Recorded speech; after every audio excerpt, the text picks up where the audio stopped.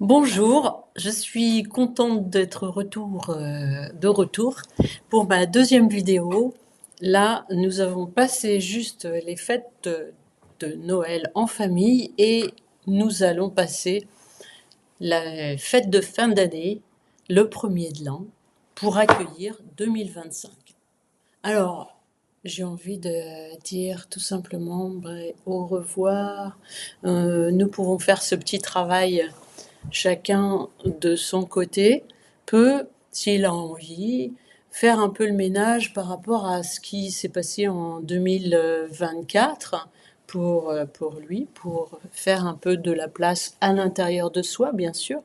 Moi, mon envie, bien sûr, Studio M est une chaîne qui est destinée au présent à s'aimer davantage, donc à essayer de savoir comment on fait ça, s'aimer davantage, parce que je m'aperçois que beaucoup de personnes, en commençant par moi, je ne m'aimais pas beaucoup. Finalement, on est beaucoup trop exigeant avec soi-même.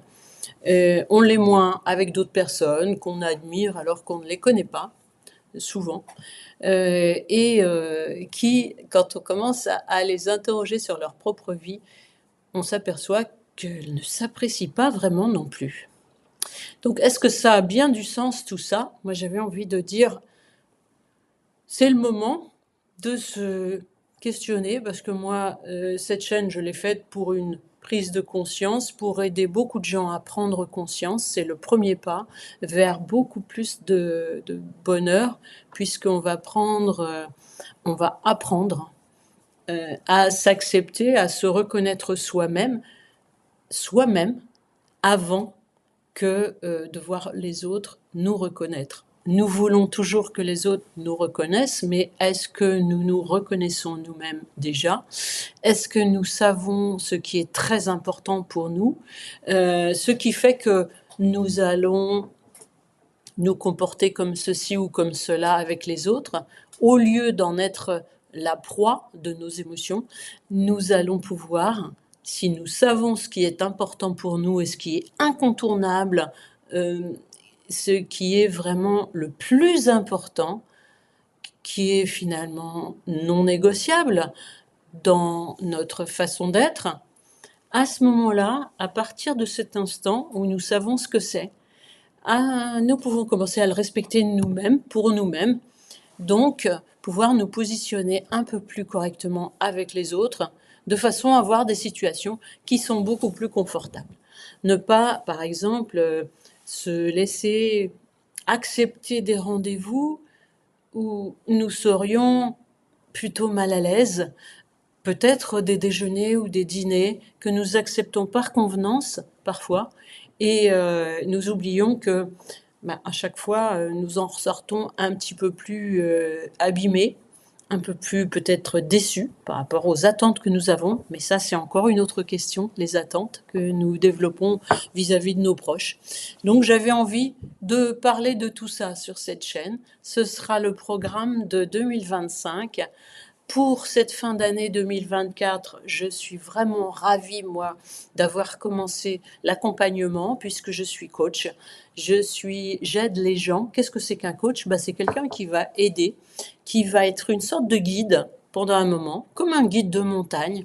On va dans un endroit un petit peu inconnu où on a, à un moment, besoin de quelqu'un qui a le pied un peu plus sûr, qui est plus expérimenté, qui va pouvoir nous soutenir à un moment de notre vie où on est plus confus. Voilà, je suis cette personne parce que je suis passée par des chemins vraiment périlleux, que j'ai chuté, que je me suis relevée, et que parfois, c'est vrai, on a besoin de se dire, eh ben maintenant que j'ai réussi à le faire, j'ai envie d'aider d'autres personnes à pouvoir se relever plus rapidement, que ce soit plus fun, que ce soit plus clair aussi, et plus encourageant d'être à deux, plutôt que de traverser tout ça tout seul. Voilà, moi j'avais envie, donc j'ai fait un programme, et j'avais fait, très maladroitement, j'avais lancé des invitations pour un coaching gratuit.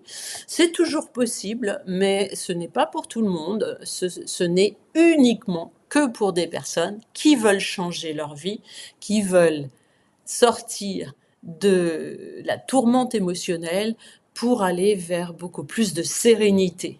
Et voilà, c'est uniquement pour des personnes qui sont déterminées, qui veulent sortir de leur tourmente, arrêter de se faire balloter par leur extrême sensibilité, parce qu'ils ont compris, ces personnes ont compris qu'elles étaient plus sensibles que les autres, donc plus vulnérables, mais aussi plus fortes dans d'autres, parce qu'on a beaucoup plus de ressources, puisqu'on est plus sensible à tout ce qui nous touche et qui nous provoque de la douleur. Nous sommes aussi plus sensibles à la subtilité, à la beauté, à la douceur, à tout ce que les autres ne voient finalement pas tant que ça.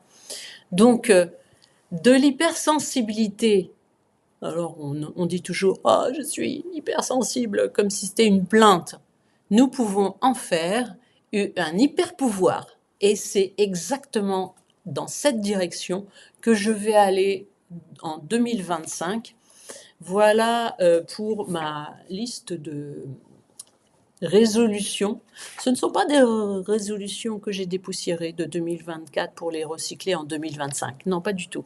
C'est juste, j'ai reconstruit des nouvelles résolutions, par exemple,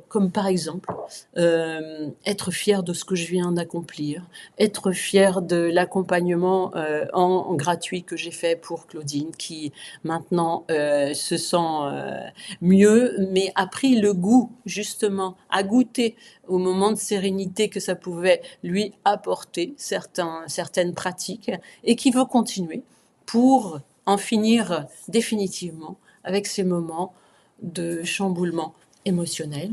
Donc j'ai envie d'en accompagner d'autres, et tous ceux qui auront cette volonté d'en sortir seront les bienvenus. On fera ça ensemble et d'une façon que j'espère vraiment joyeuse et pleine d'amour.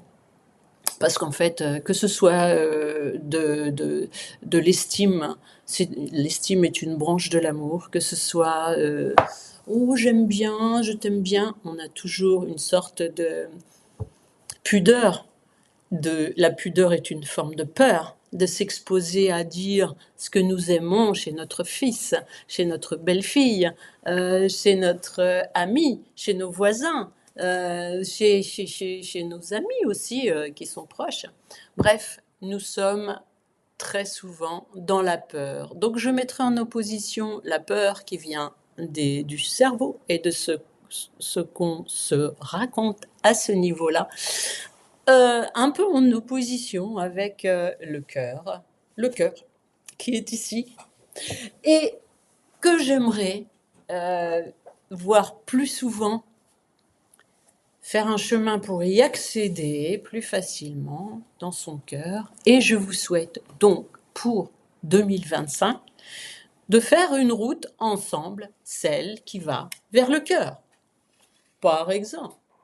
Voilà. Donc, joyeuse année 2025, bienvenue, et à vous aussi.